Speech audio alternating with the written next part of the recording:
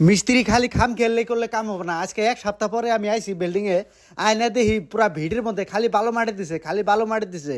তারপরে এই যে গাঁথনিগুলা দিছে, যে এই গাঁথনিগুলা তার মানে সম্পূর্ণ পুরা বালু মাটি দিয়ে লুট করতেছে, মানে লুট করা বালু মাটি দিছে দেখে আমার পুরা মাথা গরম হয়ে গেছে গা।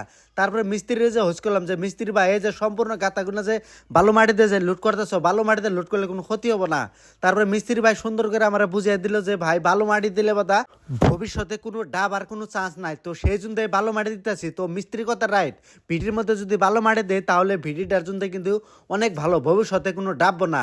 তো আজকে আইনে দেখলাম কাম টাম বহুত আগ বাড়ছে, তো মিস্ত্রির লোক কথা মধ্যে ছাদ কবে ডালবেন।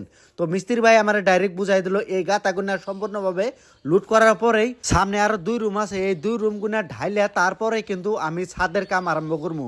তো মিস্ত্রির কথা মতোই আমি আসি, তো দেখি সামনে আরো যে 2টা রুম হবো, ওই 2টা রুমের জায়গা কিন্তু এখন বাইরে হয়েছে। তো এখন কামগুলা সম্পূর্ণভাবে সিরিয়ালভাবে কামটা তার মানে আগ বাড়বো।